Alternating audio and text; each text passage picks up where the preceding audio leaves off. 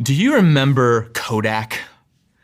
They were the leaders in the industry of film and photography, and you may remember the phrase, that's a Kodak moment, you know? And guess what?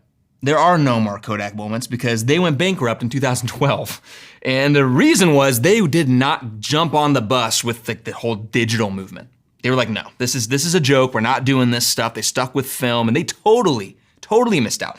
So think about how big of like an empire on earth that thing was. They just held everything with film and they became nothing. They disappeared.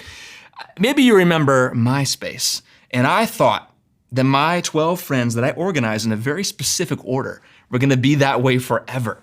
Now I don't even know how to log into MySpace. I don't even know if it's still a thing. Or some of you sports fans, you know, you like your Patriots, right? Was a real good thing for you for a while and that dynasty fell.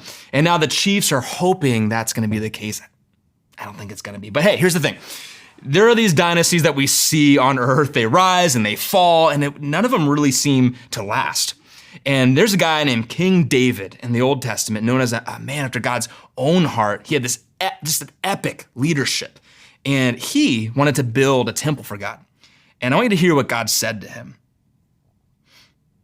2 Samuel 7, 12 through 13, he says, "For when you die and are buried with your ancestors, I will raise up one of your descendants, your own offspring, and I will make his kingdom strong. He is the one who will build a house, a temple, for my name, and I will secure his royal throne forever." So what's interesting about this verse is there's a couple things happening here, right? There's kind of one immediate fulfillment of this, that he did have a son, Solomon, who came along after him and actually got to build the temple, got to do what David wanted to do. But then God's also referencing Jesus. Because he talked about a throne that would last forever, and there was no throne that had lasted forever up to this point. And so he's referencing and nodding that Jesus, who would eventually come, and his kingdom would last forever. And I don't know about you, but following after someone whose kingdom is gonna last and endure forever is extremely comforting, because all we really see around us is stuff that will rise and it will fall. We have these successes we wanna build in our life, these things we're just trying to hold on to, we're trying to create with our own hands, and I love being able to create. I love being able to make things, but I gotta be careful to not put all of my hopes in those things, to realize that will eventually disappear.